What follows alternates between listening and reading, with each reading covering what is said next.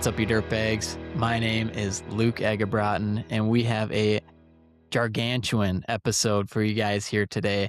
As you guys just heard in the overview, I try and give you guys a little bit of what's coming up here.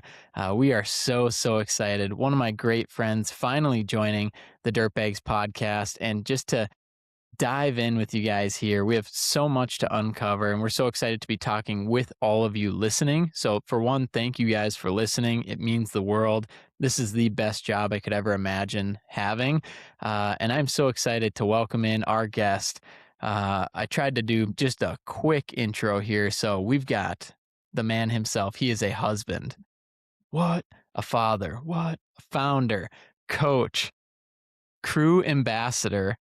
He is a speaker. He is on the board of Pavex. He's been in the construction industry for 18 plus years. He's a great friend. His shirt game is always on point. You can't miss him at any of these shows. I'm so excited to welcome in Mr. Bryce Harem into the Dirtbag studio. Bryce, how are you doing, man? Great to have you. Good, brother. Nice to see you, man. Thank you. Dude, your shirt game is always on point. For anyone watching, they can see it. I mean, if anyone's ever seen you at the Dirt World Summit, at Pavex, Con Expo, they know that anyone wearing a Hawaiian shirt every single day, it's probably Bryce. There's the only goal I've got is anytime anybody sees a Hawaiian shirt, they think BTG and Bryce. That's the goal. That's the dream. But as I said before, man, I'm running out of shirts, so I got to go update my closet here pretty soon. Yeah, we need some BTG branded Hawaiian shirts. And I don't know if a company or a service like that exists, but I'm sure you can find somebody to customize some BTG branded Hawaiian shirts for you. Well, I'm finding one, and one's gonna come your way. Yeah, I'll be rocking that every single day as I jump into dad life, because Liv got me some New Balances. I got the jorts. Now I just need some. Are they Velcro New Balances? That's the key. Nope. No, I got the ties with the pretty big bunny ears. That's what I'm rocking. A little too tight, and we don't have grass in our yard in Arizona, but I need to go to somebody's yard and get some grass stains on them and do some lawn work here. Yep. So that's when you got to have about 5 of the same shoe in a box in the closet, and you just pull those out when you need some fresh ones. Yeah, these will be my going out dad shoes, and then I'll get some work ones too. Oh man, I love it. So Bryce, for one, thank you for being on the show. Roy, this little dog we're watching, wants to say hi. So for you watching, this is Roy. Bryce, thank you for being on the show. We got to dive in first. I talk about a little bit in the overview of who you are and what you do, but you have such an interesting journey, but also perspective, because not only have you been in the trades and graduated with construction management and kind of worked your way up and down and then out to working with other companies. I would love to start with, where did your experience start after college? And then what did you jump up to? And let's dive into that. First of all, you made my whole journey sound way more eloquent and, Zero failures, zero mistakes. Than it really is. Were there any mishaps, any rough times at all? So let's just start with, I was the guy that everybody hates when I got out of college. I was the one who had very, very slim construction experience. I'd worked a couple summer jobs before then, kind of working with demolition companies, working as, with painting companies, kind of doing a little bit of construction here and there. But I'm a young punk kid coming out with a degree that says I'm qualified. Man, every trade guy's going to hate you. And especially when you come peacocking onto the job site, like you're the one. Yeah. Man. I went I graduated right out of the construction management program, right into estimator project manager role with a specialty commercial contractor. So we did retail. It was mainly drywall, metal stud, fireproofing, insulation, and we worked all over kind of the main, part of Washington State, around the Seattle area-ish, but high rises, retail spaces, medical facilities, schools, malls, a bunch of different things like that. And when I went into this is the ironic part. When I went into the program, you had to pick. You go vertical or you go horizontal. You picked commercial construction or civil construction. So you had to designate a side. And I said, no way I'm going civil, commercial all the way. That was the route. I dove headfirst into vertical construction. I loved framing. I loved being a part of that. And I dove into that. I did it for about a year and a half, 2 years before the wife and I we wanted a different way of life. Girlfriend back then, now Yeah. wife. Yeah. We were talking about wanting to start a family, and I missed where I went to school. I missed the slower pace. We wanted to live rural. We wanted to have a ranch. We wanted to have a homestead. We wanted to have this kind of lifestyle, old world lifestyle, I guess, that you kind of create to raise our kids. And we knew we couldn't do that there. So I jumped out of there, went into commercial or not commercial, custom residential, timber frame homes, did that for about a year. And ironically enough, wound up a year later in civil construction, and I have not looked back. I I So I I gotta ask, Bryce, so you're coming out of school and I didn't really realize you chose between the 2, commercial or civil. Like, what was it about civil that you didn't wanna do? Or was it your love that you thought you had for commercial or yeah, vertical? yeah, I don't know, to be honest with you. I don't know. I just growing up, you're building tree houses, you're building sheds, I mean, we would do all this stuff as kids. You're just building all this stuff. I just liked the idea of building, and I've always framing is probably still my first love. The smell is nostalgic for me. Just the pine, Doug fir, the sawdust, all of that. I had a small woodworking business I ran as a side gig for years, a custom woodworking business, and I loved that side. When I actually came into the civil side, you know, you go completely from obviously architectural plans to civil plans. And I sat down for the interview in the day, and the guy goes, "Why should I hire you? Why should we hire you? You've never been in civil construction." I learned quick. He goes, okay. So his words were, well, worst case scenario, I can fire you. I go, yeah, that's worst. We're on the same page. That's worst case scenario. Right. So I come into day one. There's this tiny little, 2 foot by 4 foot desk in the middle of this small office. Nothing else but this little desk with a set of plans. It's about 2 inches thick, sitting on it. And he goes, "You good?" I go, "Yeah. What's this?" He goes, "Oh, that bid's in a week. Learn quick." Yeah. So, I mean, my dad he was a civil engineer for years. My grandpa was a civil engineer. So I spent a week, on the phone with him, learning the symbols, learning all the different stuff. But I love it. It's a giant sandbox, man. I Yeah. mean, it's the stuff you grow up playing with Tonka toys, but you can do it in real life. And did that for about 5 or 6 years, traveling, but near the end of it, I spent about a year to 2 years on the road, week on, week off in Northeast Montana. And I had my son, I had my daughter who was just born, and I wanted to be home. So I ended up coming into asphalt and, through a mutual friend, never thought I'd be in asphalt, and wound up the general manager with it a year and a half, and did that for 4 or 5 years before, where I'm at right now. So, tell me about that, because like, do you just end up in asphalt? And how similar is or was it to what you were doing before? And then you kinda mentioned you became the general manager, like, give me a little bit more detail there. What was that journey like? Did you kinda just fall into it, or was it something that was intentional? You're like, "I really want to be in asphalt," or is it just a new change of scenery? So I wanted a change of scenery. Originally, that was the biggest one. I couldn't hold my daughter for the first year because she didn't know who I was. I was gone.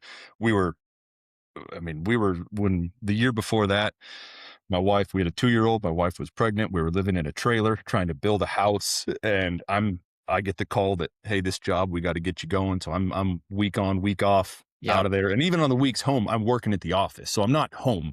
Right. You're still gone. Yeah, it's still work. And I mean, it's the life so many people who are listening to this go through every day. Mhm. Um, but I wanted to be home. I wanted to be, for the most part, as much as I could, I wanted to be in my bed at night with the kids. So I just reached out to a few mutual friends and told them what I was looking for, and just happened to be this young, hungry paving company 15 minutes from my door.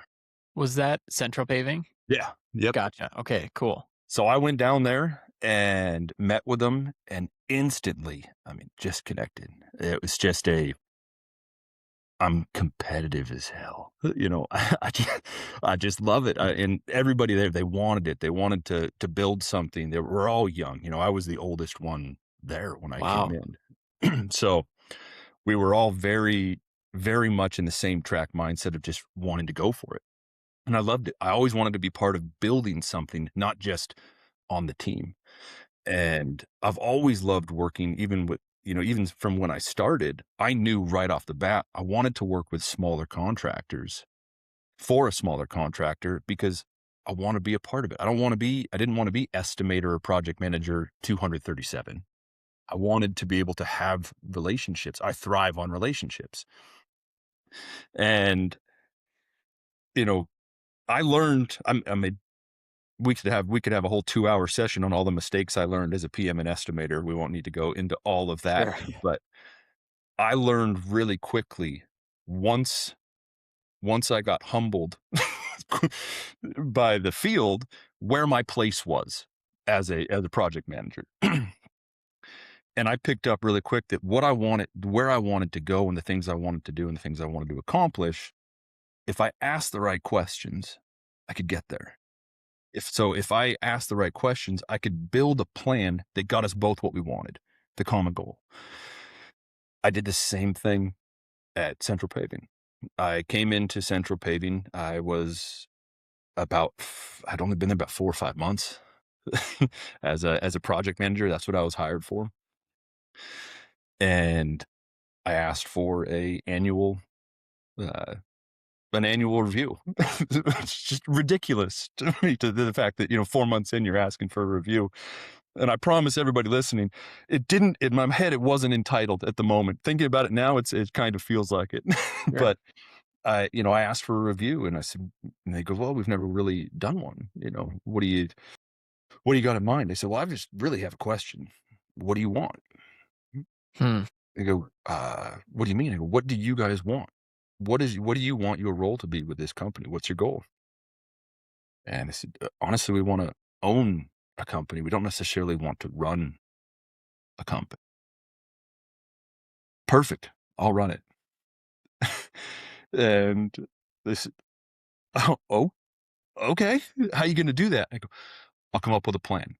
I'll Mhm. come up with a plan, and we'll go through it. And you know, if it all works out, everything agrees that I can step into the general manager role." It was very intentional where I wanted to go. I had, so to speak, I had my eye on the prize. I was chasing the title. I wanted the title. So I got promoted to construction manager with that second year. And the following year, I got the opportunity general manager. And we were actually at our largest peak. We had grown very, very, very quickly. Uh, I got my shot as the general manager when we were about 25 million at the time. We had about 100 employees, and we were doing work all over the state. We had probably 3 to 4 pave crews running, uh, multiple civil crews, and then probably, 3 or 4 maintenance crews running all around doing everything. And we touched residential, commercial, and municipal work. So we did what I Hmm. call the big 3. We did all of it. We were also a subcontractor as well as a general contractor. Wow. So I come in just thinking, I got it. I made it, and freaking tanked it, man. I, I, there's no other better way to describe it. I absolutely tanked it. I got to that spot, and everything. for some either I believed or I had been taught watching others who maybe weren't the right mentors to follow. I just I more or less completely shut down. I went very robotic, Mm, and I led our team to our largest financial loss in company history, my gosh. nearly $1.5 million loss and net loss. And as a result, the not the only option, but the best option to reduce the risk moving forward and even get the chance to try again was I personally had to let go of 66 people and start over. And for me, I had never really felt, I mean, I've been humbled before, but that easily, when it comes to leadership, was the most humbling thing I've ever gone through. I got to stay and they had to go. 66 families, 66 people are impacted because I blew it. It was, I mean, it was devastating as far as a chip that kind of went on my shoulders. So we cut the team in, we cut the team more or less into, we cut by 2/3 and we dropped it down to a goal of, okay, we're going to start over and we're going to start smart and we're going to do it over, we'll start at the 10, 15 million and we'll just kind of build it back. And I called everybody into the office that before the season, because we run, we don't have full years. We run 8 and 4, typically 8 months on, 4 months off. Right. I called the rest of the team back in and all I wrote on the whiteboard was, I'm sorry. Uh, I didn't really know what I was going to say. I didn't really have words to say. I said, I don't know how I'm going to fix it, but I promise that I won't let it happen again. And everybody, I mean, even the owners, we all agreed we're gonna give it another shot. And I did. And I dove head first into, the lesson I pulled out of that year was leadership. Leadership isn't about getting to the other side of the bridge. Leadership's about becoming the bridge. So I dove into this idea of, okay, I need to become the bridge. What that meant, I wasn't really sure, but I knew enough to say, okay, well, I was running everything basically as a spreadsheet. The people were just assets. It was Mm, I ran a company like you would manage a job, very much spreadsheet driven and analytical without any human emotion because the best I knew, yeah, emotions were weakness. You don't go there. Vulnerability, don't even talk about it. None of that. And so I dove headfirst into that the following year. And financially, to kind of I'm going to skip over a little bit. You're welcome to ask any questions you want, but financially, it worked. It worked mm, fantastically. We did half the revenue, but we made 3 times the margins than we've ever made. Everybody was ecstatic. And it was in November of that year, I asked the owners for a meeting and I broke down in their office crying and said, I quit. I'm done. Like, what do you mean you're done? You can't be done. We just had our best financial year. I said, I'm broken, man. I'm literally everything that went on this year because I didn't know necessarily how to do it. And I was so scared of it happening again that I held everything as tight as I could. I controlled everything as much as I could from the top of the chain all the way down to boots on the ground execution. I was having multiple one-on-one meetings. I was in every conversation. I was trying to navigate anybody who was upset. I was the one having the conversations. I mean, it was just, you're trying to control everything because if I could control it, I could make sure we succeeded. The problem is it's not sustainable. And, it's not just for me. It hurts everybody. Not only did it break me, or nearly break me, it robs people of their fulfillment, their autonomy, their sense of purpose, all of these things that we thrive for I took it from them. And as a result, we lost some very good people because I robbed them of that opportunity. So I told them I was going to quit and I told them I was done. It was on a Friday. They asked me to take the weekend. They said, just think about it. So I said, all right, I'm a pretty stubborn guy, but I said, okay. And for the first time in my life, I started journaling that weekend. Mm.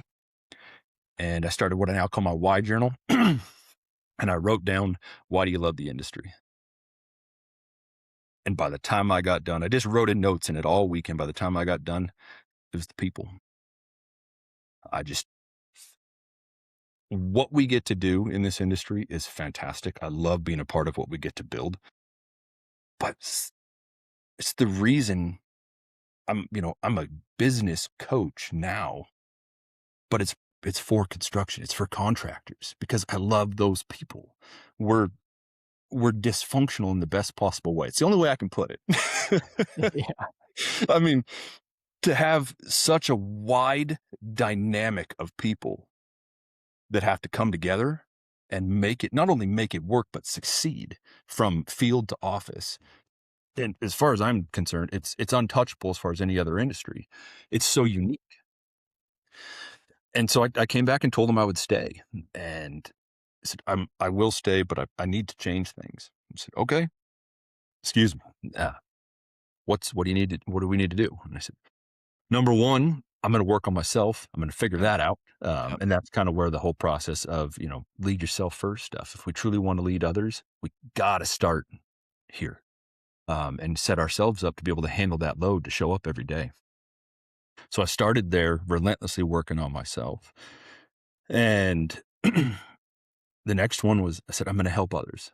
I'm going to start a company and I'm going to run it on the side, but I want to start helping other people in this industry, foremen, superintendents, operations managers, people who have the most opportunity for impact, but they're getting just buried and they don't know how to own that role.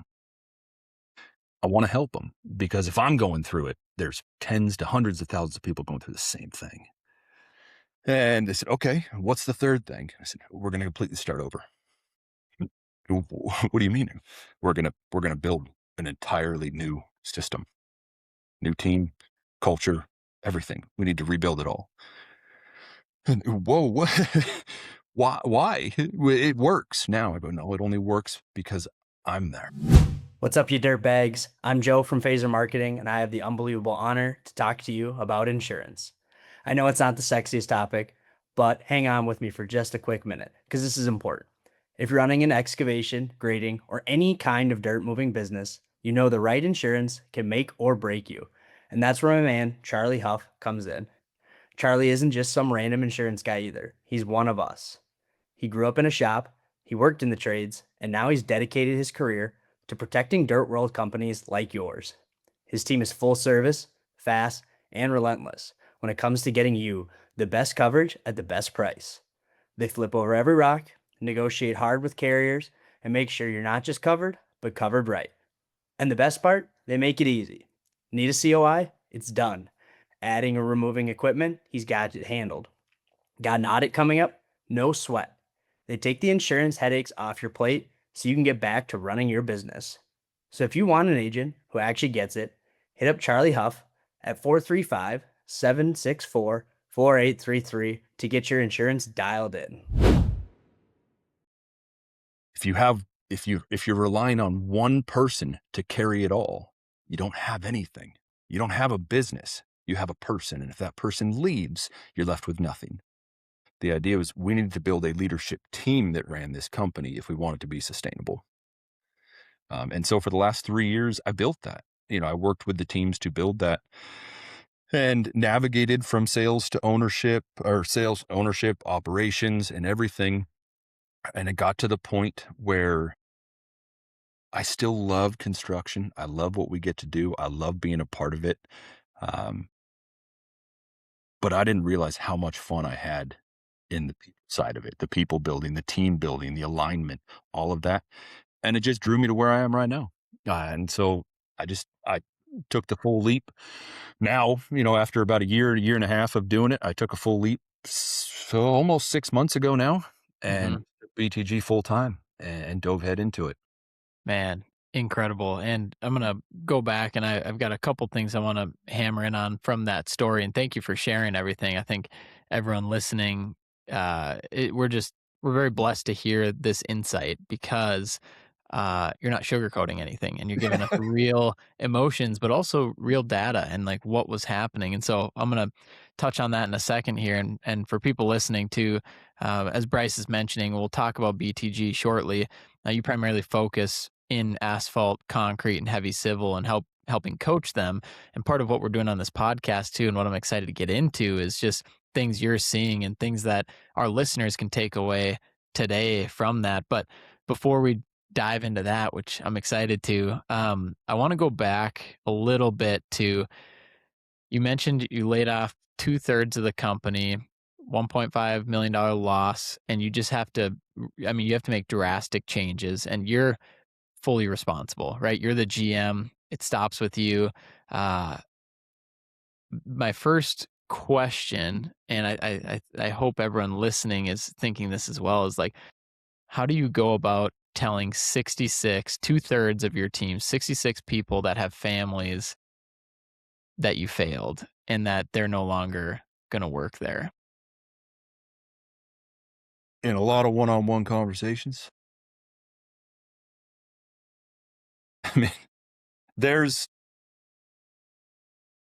it's it's making me sound a little bit, a little bit better than it was, I guess. But it's a lot of people knew the writing on the wall, and they knew and they left. But so maybe I didn't, 66, probably an exaggeration, making my life sound a little harder than it needs to be. But it was, a fair amount, and it was a lot of one-on-one conversations, and it's just the truth. I for some reason I grew up thinking, and the people I followed, I'm in a very rural side of Washington State, which is, rancher, farmer, country, tough, blue collar. Vulnerability doesn't exist. It didn't, at least, not in the people who I, followed. So it was just to have to break it down of, I'm sorry. That's it. This, there's nothing I can say that makes this better, you know, um, and I challenge anybody, to when people say, people will say it all the time, "Oh, just fire him, just fire him, just fire him, just fire him." I don't care who you are. Letting anybody go, regardless of the situation, is not easy. I can still picture every face of the person I've let go, and I can still see it. I can still see the look on their face, especially when they didn't know, and those hurt the worst, because then you realize that you act your fault. If you're letting somebody go who doesn't see it coming, They you should drop the always ball. know. You That drop the ball somewhere. that's a great point, Bryce. And anytime you're letting somebody go, they should always know, Oh, or at least 100%. expect it. Yeah, great point. 100%. And because then you start looking back on, okay, well, this is, everywhere I failed to coach along the way, but it's got to the point now that this is the only option. Doesn't make it better. It just means, okay, what am I going to do? And now I got to fix myself more than anything because it's on me. Um, and yeah, that's the best way I can put it. It's just being real. I mean, it was no other option but to be real in that current moment and be real with the guys going forward. I had a great core team of guys around me. They will all say that they all played a role in it. Even the owners will say it as well. But I'm the one who wanted the shot. I'm the one who asked for it. I wanted everything, and I blew it. I mean, there's really, I didn't catch things that I should have caught. I didn't have conversations I should have had. I didn't step in when I needed to step in. I didn't coach. I didn't lead when I needed to. So it was me. Yeah, and I want to point this out too. I like how you caught yourself as well, even just live on the show right now, just saying like 66 people, like, I wanna be clear, I didn't have 66 one-on-one conversations, and, like, don't make it sound like my life was harder than it sounds, and so I appreciate that 'cause, sometimes as leaders, we can wallow in that Yeah. it's all on my shoulders, like, I failed, and it's so hard, and, so I think there's a balance to that, and I just heard it live as we're talking, if you're just like, "Hey," for everyone listening, like, yes, it was incredibly difficult, one of the hardest things, but there's lots of other things happening, and it wasn't like it was you only in every single one of those conversations 66 times, and so Mhm. even just catching yourself there, you can feel and see the leadership that you've developed through the years. So, hats off to you, man, on that. But it's going through some of these things.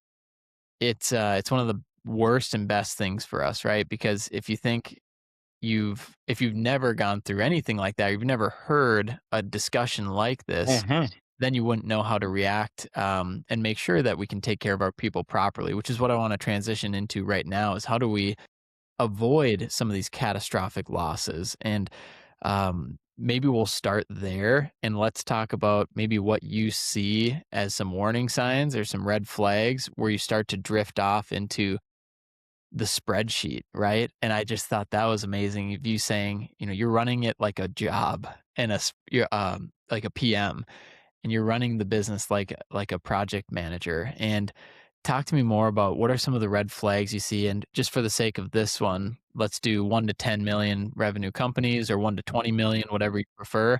I think a lot of our listeners would really relate to that.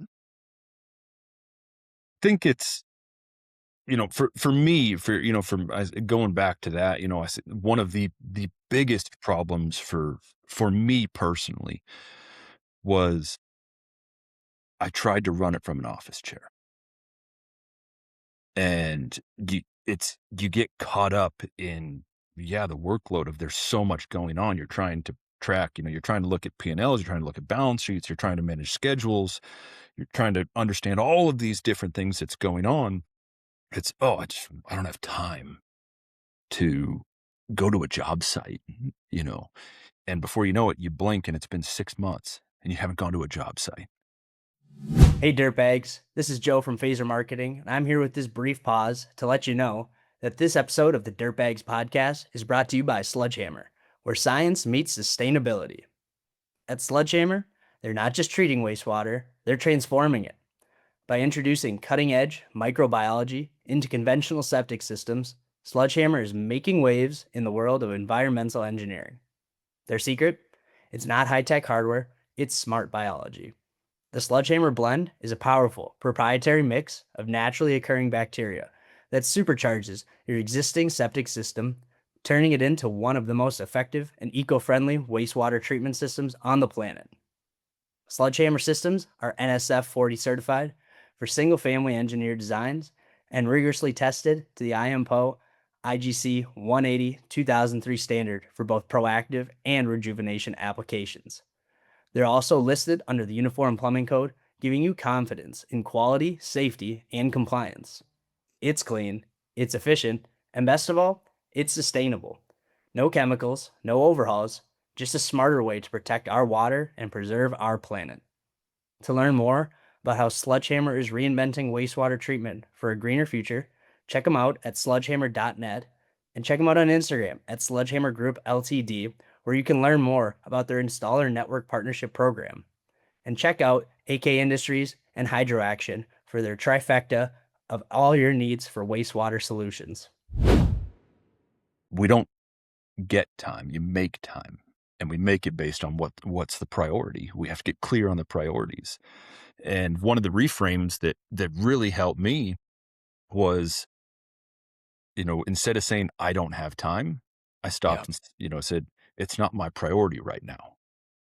When you say that, and this actually happened on a very personal level, it was my daughter. That's not even construction related. Wow. My daughter asked me to coach her basketball team, and I told her I don't have time. And I rewrote it as I rewrote it as coaching you is not my priority right now. That's the same thing. You're saying the exact same thing. It's what Wow. people get very offended when you tell them, "Hey, it's not that you don't have time, it's that I'm not your priority." No, that's not true. It is. And that's not an emotional conversation. I'm just saying, look at it from a very objective view. I'm not. And that's okay if that's what the priority is. For me in that moment, there was no way I wasn't going to coach my daughter in basketball. But it works the same in construction of, hey, I don't have time to train the new guy. Training the new guy is not my priority right now. I don't have time to go to the job site this week. Going to the job site to understand how my business is functioning or how my company is functioning or how my team is operating is not my priority right now. Really? Not? You don't always get the answer you want, and sometimes you really have to weigh out what the priority is. But as far as getting clear on what the priority is that's going to move your needle based on the goal, that reframe helped me tremendously. And aside from that, what I went through, what I see multiple, when you're talking 1 to 10 million, in that range, it starts with the owner. It starts with the owner of the company, and a lot of times in the 1 to 10, you're the one doing it all. Under 1 million, what they call the hustle phase, you're grinding day in, day out just to get there, just to make it work and get through it. And you're doing it relentlessly. And I have so much respect and admiration for the people who have just grinded it out to do that. But then you get to the 1 to 5 million and you get to the 5 to 10 million. The identity needs to shift. You go from the one who hustles, you go from owner operator, the one who is doing, the operator, to strategic leader. It's a mindset shift. A lot of people struggle to make that shift because it's a completely new identity. It's not just, okay, I got structure, I got systems, I got culture in place. We're good. Right. Anybody can put That'd be systems nice. in place. Anybody can put structure in an org chart and do that. I help companies with that, but that's not the real work. The real work is the identity shift. And going from the mindset of I'm the one who does it all to I'm the one who's building a team that can do it all. You need to step back. And it's tough because you want to keep diving in, especially if you're like me, who I became a real insecure micromanager, so to speak, of a general manager. I had to train myself how to let go. So I had to work through it, how to delegate, effectively, and how to do it in a way that if I did too much, I would pull it back because something would happen. So you have to let it go in small doses and build that trust. It works both ways. And then you got to train the people to take it. But, that's primarily the biggest thing that I see. A lot of people in 1 to 10, you're just so buried in the weeds, you don't even see it. You don't know where the bottlenecks are, even though you are the bottleneck. I mean, Yeah. Yeah. Just take a look in the mirror. It's typically the owner. And you and I were talking about that before the show. It's a lot of people are going to be convicted right now. It's just the owner is almost always the bottleneck. And Bryce, I wanted to ask you something because you'd mentioned not to run the business just from the office chair, right? Mhm. I think a lot of our owners listening have an issue, or not, I don't want to say an issue, but are typically running the business from the field Yeah. only and have a Complete lack of, opposite. Yeah. yeah. So what would you say would be the like how would you help somebody that's running the business solely from the field and can't find the office help, or they find themselves working super late in the office? Like how do you flip that switch then a little bit? Yeah. So this is the part that it's that identity shift. It's also just you're just so buried in doing, just trying to get by, Right. where the analogy I always use is, the old game where you've got the wood blocks and you're pushing them through, trying to get them in the holes, Yeah. moon shapes, round shapes, all that stuff. You got the square peg and you're trying to get it in the round hole. Well, eventually, if you keep pushing and you keep grinding it, you'll wear that thing down and you'll get it in the hole. It'll go. But at what cost?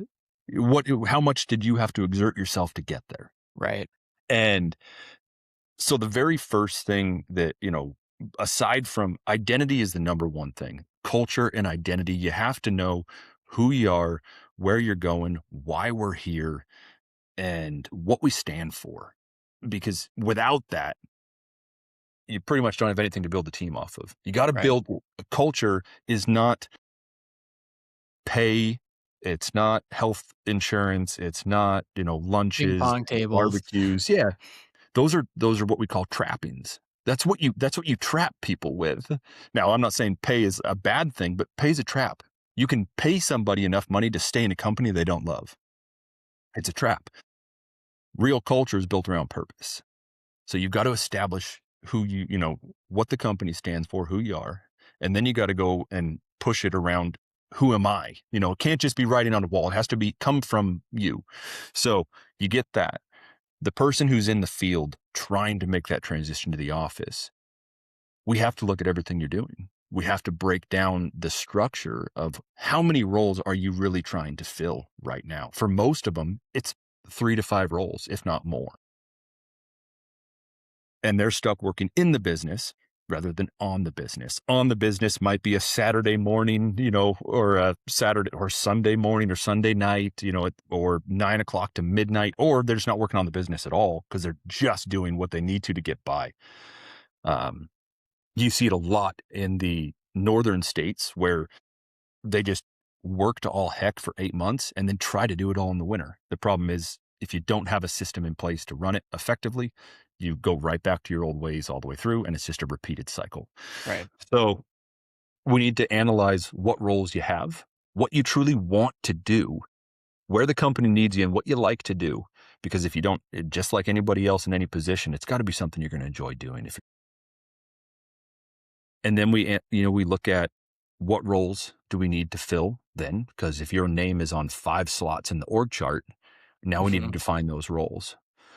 And rather than just, I call it defining success. You don't just focus on you don't just focus on what the responsibility is.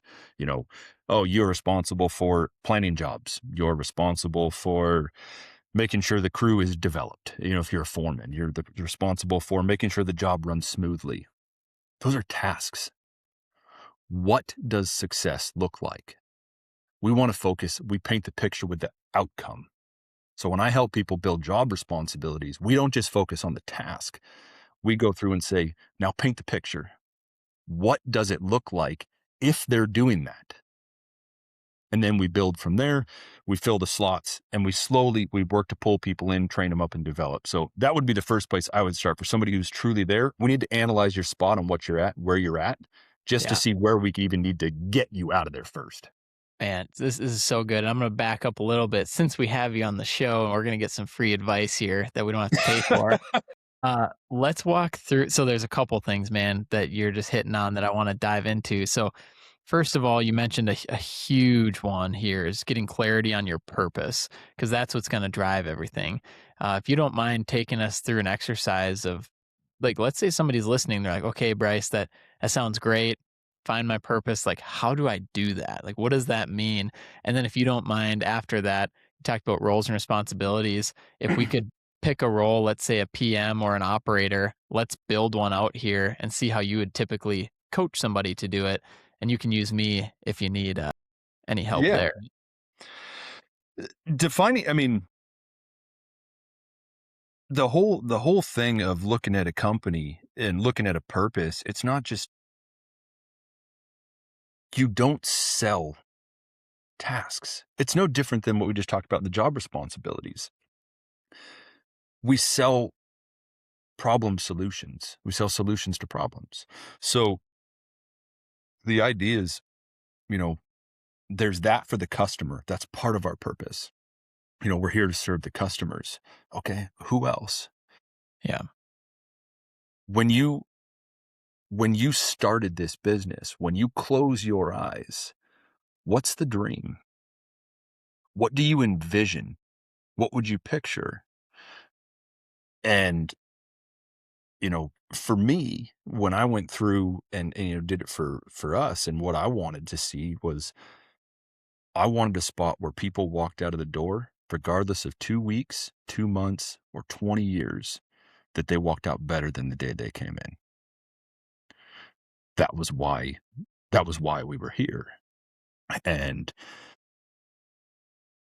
so you've got company wise, you've got personal wise, and there's a large difference. My purpose now as an individual is to create a lifestyle I consider worth living while making an impact I know I'm capable of. And that involves my family. That involves why I do everything I do right now, how I shape this business and what I'm building.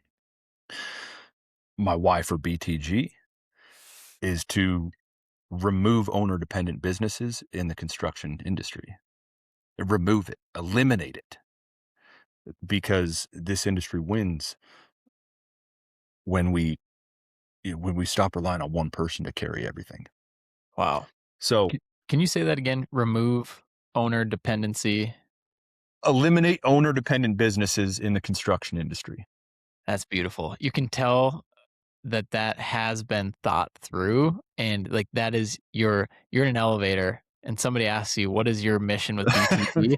Boom. Like that makes so much sense even to me the first time I'm hearing it. And I'm like, wow, that there's a mission, there's a purpose, and we can build around that. And I'm Yeah. So the excited. idea I would ask an owner now, if we're going to walk through it, is if you're new to the industry, I mean, if you're new to your industry, if you're a year or two into building and you're at a 1 to 2 million or something like that, and you've gotten there, and which is 1 to 2 million, most people don't even get there. That's a big step, is even getting to that 7-figure mark.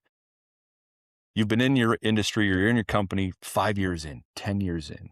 Okay. When you're done 20, 30 years from now, what do you want to be true?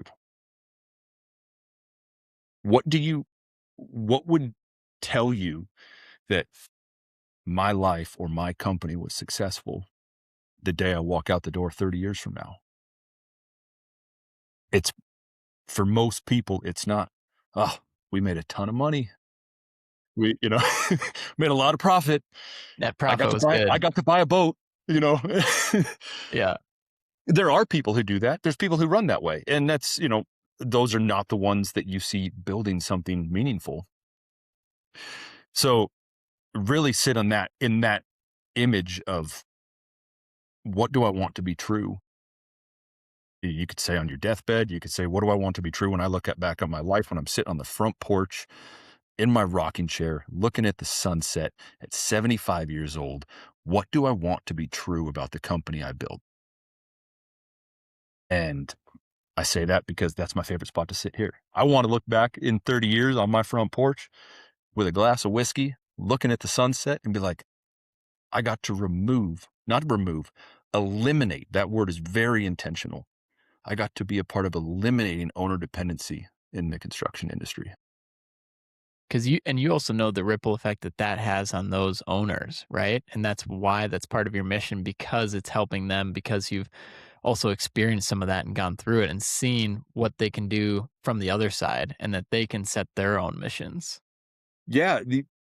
So I work with both. I work with owners, and now doing what we do, and we'll dive into it a little bit. I work with owners, and I also work with leadership teams. I work with Gotcha. foremen, superintendents, project managers. My whole angle, as what I call, I am a middleman. I consider myself a middleman, and I created this philosophy I call the middleman mindset. And so what I kind of do is I work with owners while simultaneously working with their leadership team to meet in the middle. We're not actually trying to bring it all the way down. We're trying to build both at the same time. We're trying to get ownership to effectively hand off ownership, and we're building up the team below to take it and run with it. And,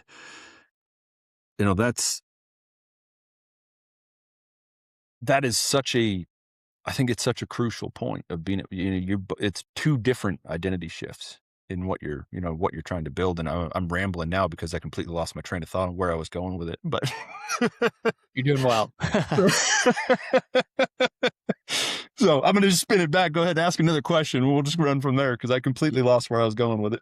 Yeah, no, I love it too. And you're talking about, so part of what some people mix up is when you're the owner and you hear the word delegate and you're like, okay, perfect. And so you throw everything you're doing at the team without making sure that they're properly prepared with the right systems, the right resources, the right training Mm. to accept that. And so part of what we say is delegate and elevate. And so you need to elevate that team so that there is a closer handoff and it's not just, yeah, I tried delegating once and it didn't work. They didn't know what to do. It's like, well, Oh, it's yes. probably not their fault, honestly. And there's a couple things we like to look at too. Is for one, you need to have A players in your team.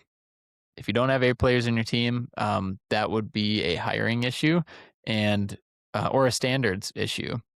One rule of thumb we always use is you can always train people up one level. So if you hire a B player, you can train them up to be an A player, but a C player, the highest they will ever be, well, is a B player. And this is just my opinion. But so we try and hire either B to A or hire A players right out of the gate. And then we know they can accept these responsibilities with the proper training. Yeah, and I'm gonna step back here because I've remembered my train of thought, and I want to take that too. Beautiful. But the idea of owner dependency doesn't just hurt the owner. When I'm working with foremen, it's, oh yeah, you're here to buy back the owner's time. Yeah, I am. Because he or she deserves to have a business that they can still go coach their kids, that they can still make it home for dinner, that they're not working 80, 90, 70, however many hours a week. They deserve to have that. Absolutely. But you do too.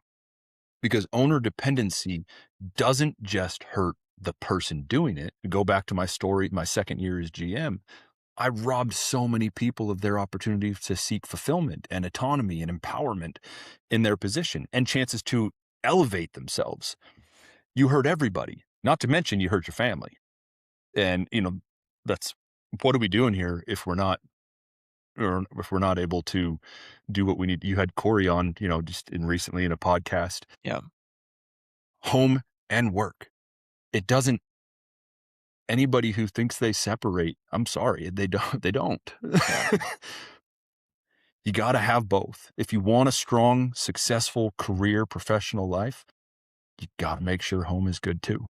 Yeah. And obviously you just shouted him out there and huge shout out to Corey, his book, Win at Home First. I mean, Oh, love it. says it Love right in it. the title. He And sent it to me. He sent it he to me did? like 2 years ago, man. And through a mutual, just kind of random Dude, message. I loved it. I love that book. amazing, man. And it's just like it puts a lot of things into perspective. And obviously, we had the full episode with him. So if you guys listening haven't listened to it, go check it out. Corey's an amazing friend and author. And yeah, he reached out to me as I was midway through his book. And I was like, this is a this is a prank or something. And sure enough, it was him. And we had him on the show. And man, it brought so much clarity reading the book of just like, yeah, this life that we're in and work and business, it can all be successful and it can all be fun, but you gotta win at home first. And I think what's really cool is that he has he believes in God and he's faith based, and so he has a lot of that in his book as well. And so it at least aligns with my priorities.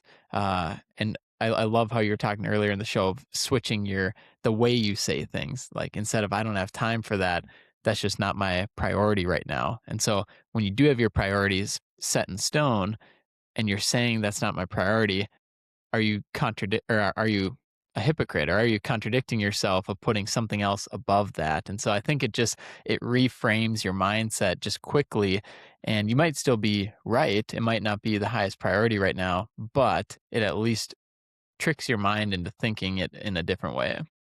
Yeah. And it triggers a whole, conversation we were having in the past of everybody looks for the one big thing that is breaking their company or breaking their team. It's, I may be biased here because of what I've dealt with and what I've seen. I don't pretend to be the person who's been all through the industry and knows everything. It's hardly ever one thing. It's usually a series of compounding little things. Most often, from what I've experienced, comes from how we say something or not saying something. One word, one inflection, one assumption, something I said, that can never happen instead of saying, hey, most of the time we don't want to do that. absolutes, all of these things that we use every day. I can't do that. Impossible. Yes. Never. Always. And it's all about clarity. It's all about going through. I think I had made a post about this the other day. I think this is just an example. I had a guy go through, and it was a paving company. A superintendent was telling me, oh, I had to go look at a job to make sure it was, to decide if it was unpavable or not. I go, what's unpavable? He goes, what do you mean? I go, define it. Can you define unpavable? He's, I don't know. And it's when there's too much deflection. What's too much? I don't know, a couple inches. So if it's an inch and a half, is it okay? I don't know. He started getting mad. He started getting frustrated. Now, I'm not trying to be a dick. I'm not trying to do this. What I'm trying to do is push you, because this tribal knowledge, these conversations that we think we're having, or, that we think are obvious to us, your team doesn't know. And if we can't define it, they can't do it. And if they can't do it, we can't scale it. So we need to make sure we're getting this stuff down on paper, and we're having these conversations in a way of, how many times am I making that call because I know what's coming as the owner or the manager, and I'm making that call to make sure that the operations manager or the foreman doesn't fall into that trap. That's what I call your helicopter.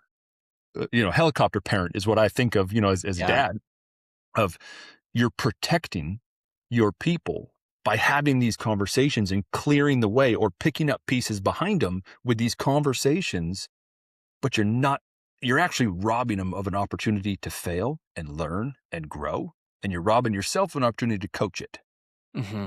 So you're hurting everybody because you decided to make one 5-minute phone call because it was easy for you. Man, I don't even think we've ever talked about this on the podcast, but it's come up a few more times now at Phaser, where we're kind of coaching our team, be very careful about speaking in absolutes. And I mean, Obi-Wan says it, only a Sith deals in absolutes, but and you just hit on it there perfectly. And I want to go back to it a little bit, because oftentimes, especially in emotional moments, like let's say a team member is doing something or a client is doing something, so often we'll hear, this client never pays on time. Is that true? If that is true, it should be, this client has never paid on time. If that is completely true, usually it's not. This person never gets their stuff done in ClickUp. That's an absolute, and like, we have to be very, very careful about using that. And same thing with always. They're always late. Is this a fact? Have every single time that they've been working here always been late? And so we're trying to coach our team on that too, of like, let's not speak in absolutes if it's not absolutely true, because we can find ourselves, they're just emotional fillers, they're emotional words, but you're painting the wrong picture in the conversation. And so I'm all for, they've been late these 3 times in these 3 moments, Yes. but don't say always unless it's 100% true. Yes. I teach this in my leadership development trainings, my workshops, the lead yourself first one. It's such a big one. The absolutes and the way we talk to ourselves, one of the phrases, be careful what you say, because you might be listening. And your brain is always listening to what you say, not to mention everybody else. But our narrative is created by the story we tell ourselves. Our perspective is created from the narrative we tell ourselves. And we get that from the people around us, what they say, and what we say. You are constantly feeding yourself a narrative based on the words you say.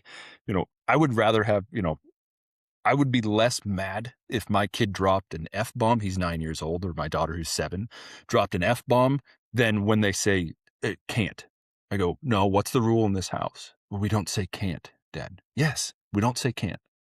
You can say, I can't yet. That's different. Or I need help. I don't know how to do this. Can you help me? Yes. but it's not. If you're saying you can't do it, can you literally not do it? Ever. Yeah. Is it not possible to make it happen? And that's one of the biggest ones when you get to, you foremen, superintendents, the ones who are trying to take what I call as a middleman. You're taking the expectation. You're responsible for thriving between expectation and execution. So you've got expectations that are coming to you from a bid, a job, upper management, core values, standards, whatever is coming to you. And now you need to make sure that your team executes. So you're living in that space between. That is the bridge. You are the bridge that brings both of those together. And when you look at that zone, if I used to have a superintendent who was notorious for saying, "Oh, dude, that's impossible." Is it? Is it impossible? Are we physically and mentally, can we not do this? Well, no, we can Ever. do it. Like, Cool. What do you need? What do you yeah. need to do it? If it was possible, what would you need to make it happen? I can't do it with this. Okay. That's different. I can't do it with what I currently have. It's not impossible. Okay. What do we need to make it happen? Or what's the realistic view of, I can't do this in the time frame you're asking. I can do it in an extra hour or 2 hours, or I can do it this week. But which brings up a great point, because you brought up delegation, and that's one of the one that gets me fired up. Let's keep it rolling. This is great. Because delegation and training, two things that automatically are assumed people know how to do. There's a multitude of other ones, but those are really ones I hit on the most.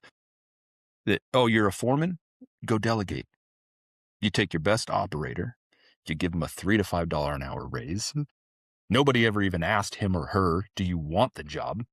They just taken it because they want more money. They see the immediate green grass is greener approach. So they dive into it without really understanding why they want it. They take the job. They get a whole mountain of responsibility, a stack of paperwork, extra things they got to do and tasks they got to take on. And then they say, oh, by the way, you don't have to do it all yourself. Delegate. How do I do that?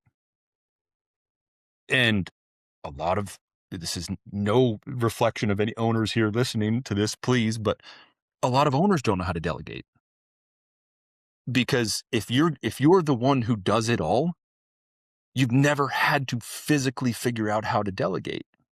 That was my problem. I didn't know how to delegate. And just because I was always the integrator, I was the one who did it. I was the one who would do the work. So I had to train myself how to let go and how to delegate effectively. And same with training. Don't forget, you're responsible for training the team. Okay. How do I do that? I don't know. You're a foreman. You should be able to, that's your job. It's in your job responsibilities. Cool. It'd be great if somebody showed me how to do it. We need to train our trainers how to train. It's, or people get caught up trying to train the way they learned, which that's the beauty of people. That's what people love and hate about working with people, is we're all different. We're not robots. It's, you've got, everybody learns at a different pace. Everybody learns things differently. Some are more word-based, some are visual, some are through action. I mean, primarily, most of us work best when we get to physically do the task. And, the very bottom of that, where I kind of say, you guide somebody through, I've got like a 9-step approach for training. And the very last 2 is, once you think you know how to do it, go teach it. Teach it to somebody else. It's Richard Bach, you teach best what you most need to learn. If you truly think you know how to do something, go try to teach somebody else how to do it. You'll learn real quickly that you don't know what it is. And as the general manager, I made a point of going out, once a week to job sites, and I go up to a new guy, somebody who was on the crew or briefly, and say, "Hey, you know how to rake the joints? Yeah, teach me." Well, don't you know? Yep. Teach me. Show me. Because I can, because that's the last step is you verify it. The trainer, you send that person to go teach somebody else, and then you run it back and you get to go verify with the next person. Because when you can go through that process, have them teach it back to you after what they just learned, you can now see the gaps in the person you just trained. What did I actually find? Yeah, one of my favorite things just to hold on to as a business owner, but as anyone in a company, and anytime you're training somebody, I love that we need to train our trainers on how to train. But one other thing to think about is just this learn, do, teach. First, you need to learn it, then you do it, then you teach it. And that can go in any scenario. You think about you're training somebody up on your team. First, they need to learn how to do it from you teaching them. Then they do it. Then they need to teach somebody else. And that could be teaching you how to do it as well. So I just love that mindset of always improving, but also that learn, do, teach, and how to You train there? your trainers on how to train. So good.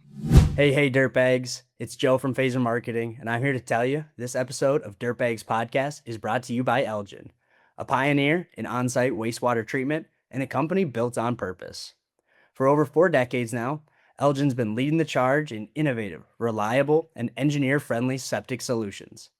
Their signature GSF system is NSF 40 certified, ASTM tested, and designed to thrive in even the most unpredictable soil conditions. With its multi-stage filtration process, smaller footprint, and lower maintenance, it's become the trusted go-to for contractors who want performance they can count on. But what really makes Elgin stand out is their heart. They've made it a priority to hire and support U.S. veterans, helping them transition from the military to meaningful careers in the trades. It's not just about systems, it's about service.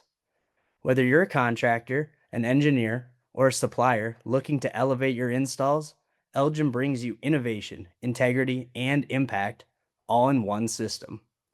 Learn more about Elgin at elgin.com and give them a follow on Instagram at Elgin Corporation to see install tips, product updates, and how they're giving back to those who served.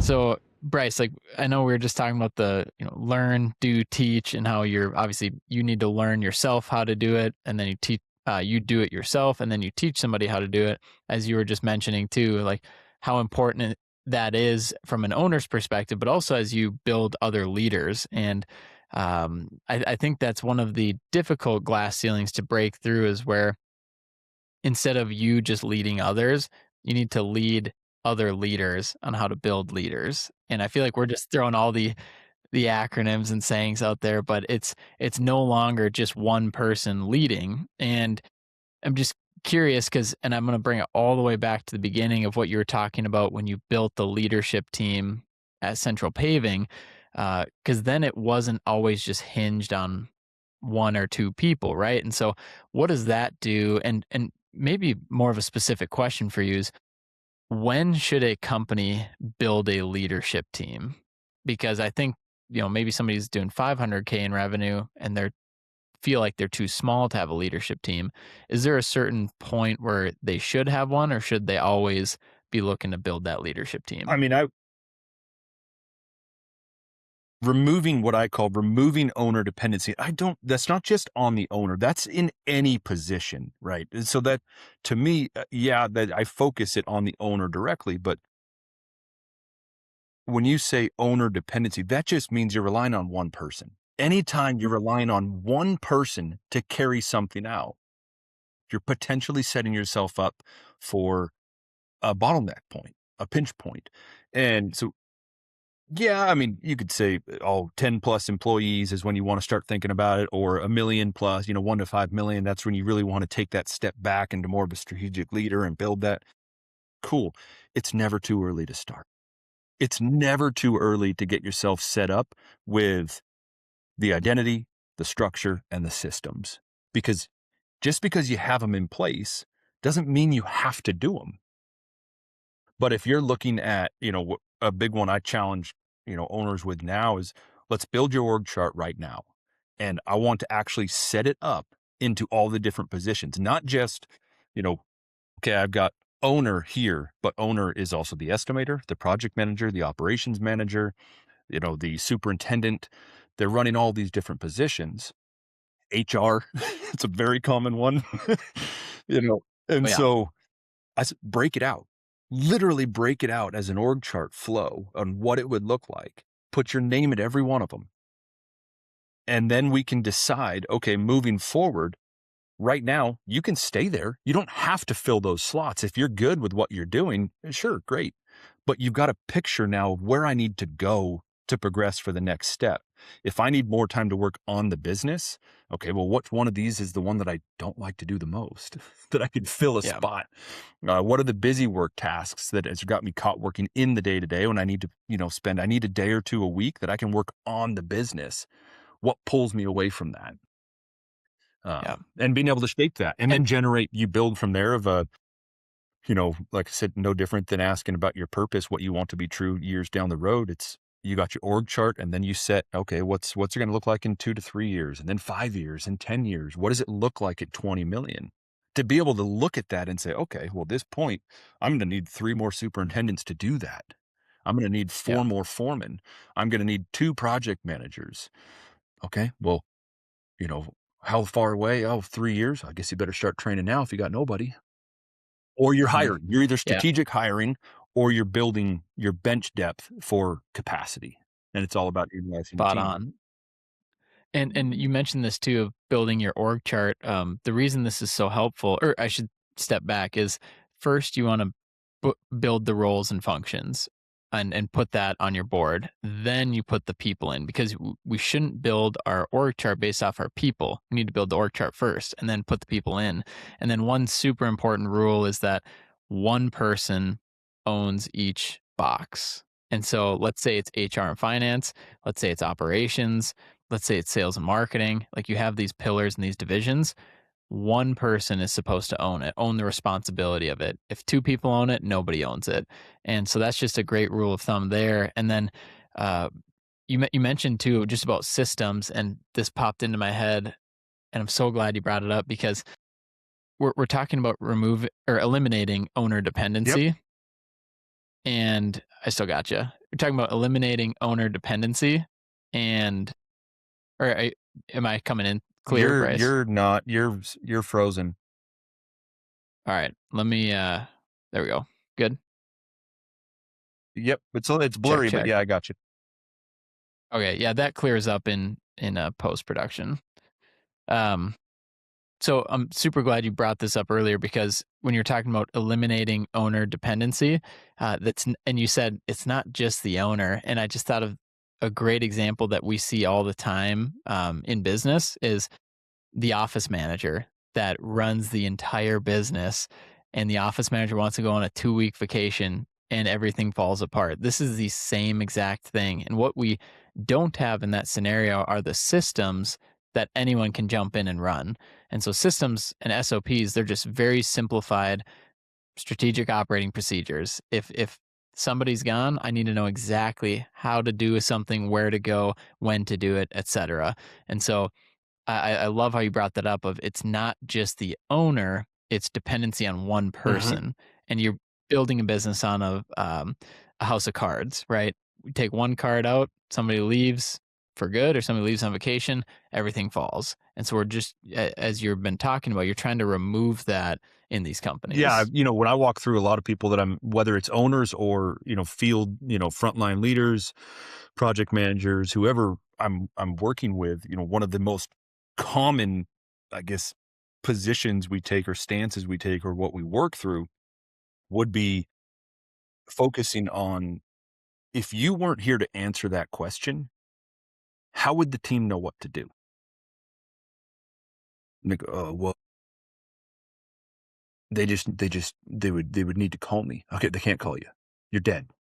What now? I I don't know. Okay, that's a problem. If it's a I don't know, if you are unable or somebody, if you're relying, what I call tribal knowledge, if you're relying on somebody's experience and mental judgment, you're relying on feelings over facts. You're relying on somebody's experience, which is great. 20, 30 years of experience, your subjective opinion is usually very strong. But if we want to build something that's sustainable and scalable, we need to take as much as possible from subjective to objective. what is actually true, what needs to be true, what's the process we need to go through, and who do we need to develop in? We had, you mentioned office manager. Sidebar for anybody on any construction company, don't ever piss off the office manager. They are your bread and butter, and they will do anything for you, or they will make your day a living hell. So people would say it's not my job to do payroll as the general manager, but I learned how to do payroll. I had her write a SOP. I learned how to do payroll because when she was gone, I could cover and I could do payroll. And we had other people learn how to do it. Scheduling. I did primarily bulk of the scheduling for us, at Central Paving. So I started trying to put SOPs in place. Well, if somebody was going to come in and they had to cover for me, it might not be perfect. That's not what we're looking for necessarily, but could somebody walk through it and get through it? Or if I need to hire somebody new in this position tomorrow, how do I do it? Anything you're going to have a conversation with more than once, or you have to give your opinion more than once based on your experience, we need to turn into something that is objective. And that's where your SOPs come in. Man, so good. And I think sometimes we overcomplicate these. This can be a Google Doc with the checklist of just what to do. Like this is how you do it. And I think we want to make it sexy and look cool and do all that and automations. And I'm all for that. But if you're just looking to get started, Google Doc, checklist, this is what you do. That's all it is. Such a strong point, man. I mean, that is such a strong point because people would probably say, you could have done something a whole lot better. We ran a $25 million company off of Google Workspace. Right. Because all you needed, not everything interacted. You had some double touches. We had stuff we worked to clean up as we bought more systems and got into it. But you can build out some incredible things on Google Sheets. And now you can use things like Claude to build it out for you. You don't even have to do it. You don't even have to know how to do it. You just have to know what you want. And Claude can build it. I heard your podcast, talking about Claude the other day. So, especially when you're in the 1 to 10 million range, there's so many cheap and affordable options. Google Workforce, the scheduling on Google works great for interactive communication across all your field and office because you can link job folders, you can link notes, you can link everything in. So foremen, superintendents, everybody can access it everywhere. You can build spreadsheets. You can build, you can build websites now. You can code everything if you wanted to.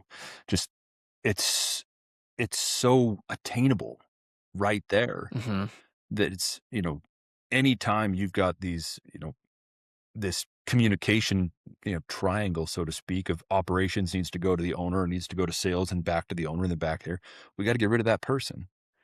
We got to get rid of that person. We need to take, instead of A, B, we need to get C out. So what do we need to do to make that happen?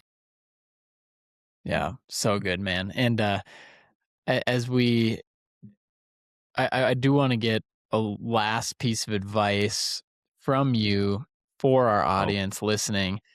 Yeah, and and I want to tee it up a little bit for you. But what would be, because I think this discussion is so great, and most owners know that eventually, like, they don't want to be so dependent or have everyone so dependent on them because then it takes them away from anything else they want to do, even different work that they would prefer to do in the business. Like most of us just love working, and that's what we want to do. So, what would be like maybe your 1 or 2 pieces of advice to somebody running their business right now?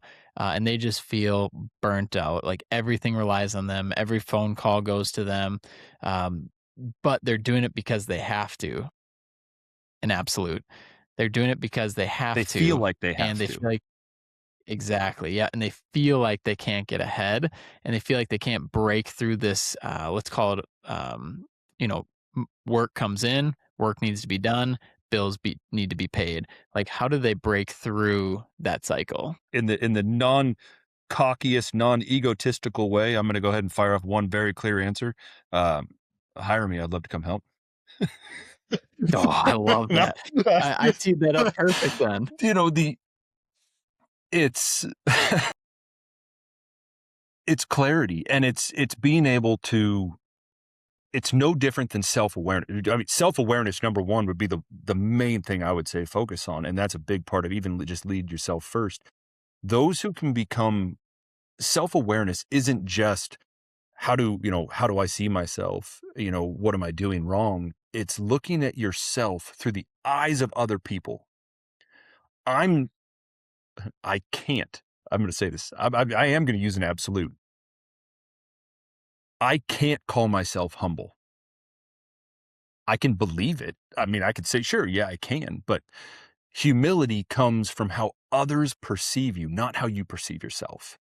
So that idea of self-awareness, being able to build that, of looking at yourself through a third party view almost. It's the same in your business. And that's honestly, that is the strength of what I do and how it helps is I have a non-biased opinion when I come in looking at how things are running. It's personal. It is personal to me. Eliminating owner dependency is very personal to me. What I do is very personal. People who say, in my opinion, that what we do with leadership, working, building companies, it's not personal. Bullshit. It is personal. There's a difference between taking it personal and making it personal. Don't take things personally, but it's absolutely personal. Building people, building a company, doing whatever you can do to develop people around you, to take care of people around you, build something that allows them to provide for their family. It's absolutely personal. And that's why it hurts when you got to let it go. Yeah. So, Man, the idea of if you can remove yourself to really understand where are the bottlenecks, that's the very first thing that we need to do is truly try to say, okay, where are these gaps? And probably the reason why a lot of people would struggle with it, one is they're so caught up trying to just keep up that I don't have time to self-evaluate where a company was at. Yeah, it's not your priority. Unfortunately, it's not your priority right now. So, but then the other side of that is it hurts when you realize it's you. And this is probably going to be the biggest, I guess, sting for people. And please don't come at me with a whole bunch of hateful comments. I mean it in the best possible way. If your company is not where you want it to be, if your team is not where you want it to be, if you don't have the right people in the right place, if you have people been with your company for too long and are not the right fit or are hurting your company, if you don't have the right culture, if you are the owner, it is your fault. It is all you. You have set the example, you've set the bar, you've set the standard, your behaviors, your actions, what you tolerate, it all comes down to you. You're not the one responsible for carrying out all the tasks, but you're the one responsible for making sure that the identity you created, what you want to be true for your company, is actually carried out. man, that's so good. Thank you, man, for Yeah. sharing in this entire episode too. And pff, I know I'm keeping you longer than you're supposed to that I paid you for, but we do have I do have one more segment, and I did want to mention too for everyone listening, for everyone that's still listening, go give Bryce a shout on Instagram at Bryce Harem or at BTG Services. Also separate from that, LinkedIn, great follow. Go give him a follow. Shoot him a message. Let him know you listened to the episode, and also let him know if you have any questions or if you'd like to hire him for his services. I always love bringing friends on that are doing good for the industry, that are helping move the industry forward. It's kind of just like that, the shameless plug of like, hey, I'm in business. We are open for business right now. We are open to help people. I do it all the time. It's like, hey, Yeah. we help people in this way. I can always be friends with people, but we also have a company that helps digital marketing for excavation. And so I like how you brought that up, and I want to make sure that I shined a light on that as well. And as we go into our last segment here, uh, this segment is actually brought to you by New Balance shoes and Weber grills. Wanted to get a piece of dad advice, or parenting advice, if you will. we've done it the last few episodes, just going to keep it rocking. You are obviously a father and a husband. I'm soon to be father. I guess at the time of this recording, let's go, baby. At the time of this recording, I am not a dad, and so when this comes out, I could be, but would Woo! just love for myself, selfishly, but also for anyone listening, any dad advice you have for us out there. Oh, so this can be a little bit off base here, but see, so I have this whole tattoo on here. This is a father's prayer that I created, that I wrote, and I want it to be true. And each animal on this arm represents a trait, a characteristic or behavior I wanted as a dad. And as you go through, and I ask God to grant me the strength for all of these. And my kids' names are on the arm because it encompasses, and the eagle is over the top because it encompasses everything. And it's Alpha Omega is in there because it's beginning and end of life. I want it all the way through. And probably the toughest one for me, and this is going to be just very, very personal. It is much easier to be patient with your team than it is your kid. I wish I could say that everything I talk about with communication and clarity and attacking problems with curiosity, that happens all the time with my 9 and 7-year-old kids. But you can only hear why so many times until that 57th one really gets you. Because I'm bigger than you. Yeah. The because I said so approach happens very, very quickly, because the moment you realize that, these tiny humans, these little beautiful angels that we're going to go ahead and say, because I'm not going to say anything else, that they are literally tiny versions of you. And there's a reason we talk about people of, opposites attract, and opposites mean you actually attract to people who are very similar to you, but you pair with people who are opposite to you because you have strengths and weaknesses. My wife and I are completely different in a lot of ways. A lot of her strengths are my weaknesses, and a lot of my weaknesses are her strengths. But a lot of your kids, I mean, my son and my daughter have some of the best parts of me, and they have some of the worst parts of me. And when you see that reflection in your kids of realizing that's me, you start to get really impatient, because I think more so I'm getting mad at myself because I created that behavior, or I gave them that that characteristic that came from me, and it's irritating, it's frustrating. And so the biggest one is just coming back to the fact that they're figuring everything out for the first time. And they are literally asking why so many times, because the world is new and they're 100% curious. And don't stifle that. Don't stifle the curiosity. Wow, dude, unreal. Thank you for that advice. And just, man, Dude, you're going to be it's such a real good advice. dad. You're going to be Oh. such a phenomenal dad. Thanks, man. I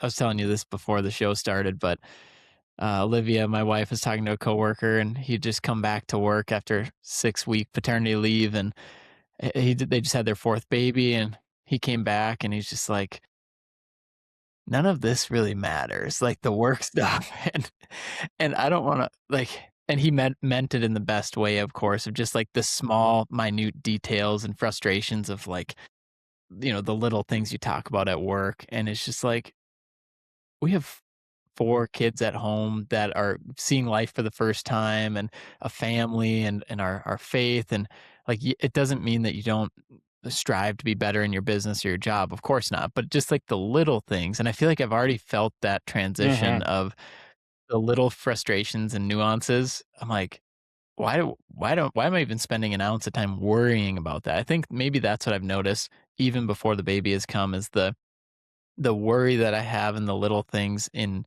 Yeah. business and in my career, it's like that is minuscule to the excitement that we have for these kids, but also the energy that is going to take. And I think you painted that picture really well that it's you wish it's just this perfect like L10 meeting. Every minute is hit perfectly and all the kids are asking great questions and then getting the answer, then going to deploy and implement. It's like, no, that's not how this works. They're 4 years old, they're 9 years old, they're seven, Well, and if you really want to it's practice amazing. delegation, try delegating to a Yeah, 9-year-old and go through, I've got a process, a checklist of 5 questions that I go through on delegation. Walking back through those with your kids and be like, oh, if I didn't designate a time, did I paint what success looks like? Did they even have the capacity to do what I'm asking them to do? All these yeah, things. And you're just like, okay. So there you go. If you really want to learn how to delegate to a kid under 10 years old. man, that's so good. I appreciate everything. I appreciate you being on the show, all your wisdom, all your openness, and just your wearing your heart on your sleeve always. I super excited. And for anyone that's still listening right now at the end of the episode, thank you for sticking through it. Like, you guys are the real ones that listen to these all the way through. And Bryce, thank you for everything. Thank you for being on the show. And yeah, I'm just super excited to see you hopefully soon. We didn't even dive into the Pavex or the cruise stuff, but I feel like what we did talk about was super, super important. So I'll be down in excited to Arizona have at you on least twice again. this year. So I'll, Oh, I dude, think let's go. I'll be at Phoenix for Dirt World. Um, Okay, and then I perfect. Dirt believe World and the Ignite Summit, Construction Summit. It's part of Pavex, but part of the company who does Pavex is also doing the Ignite. I believe that's down in Scottsdale this year. So perfect. Do you know what time of year that is? 1st of December. Oh, beautiful. Yes, we got November, December, two Yeah, amazing I months hear here in you're pretty good Arizona. at pickleball too, so we might have to. Oh, let's go. We'll bring the stroller, we'll bring the baby as a ref, and, yeah, we'll play some pickleball. Shout out to Chris Mayberry for, I taught Chris everything he knows about pickleball, and he plays a lot at Abernathy. He's trying to get better, but, no, dude, we should definitely play when you come down, and, it'd be great to see you. Fantastic, man. I appreciate it. Thanks for having me. Good stuff, man. Absolutely. And for everyone listening, thank you again for listening. This is Bryce Harem. Go get connected with him. Instagram at Bryce Harem or at BTG Services. And of course, on LinkedIn, he's a great, great follow. Reach out to me as well. If you made it this far in the episode, shoot me a message. I'll send you a free hat. Just mention this episode and mention the hat because you guys are the real ones for making it this far. So, Bryce, thanks a million. For all the listeners, thank you. We will see you on the next one. Let's go.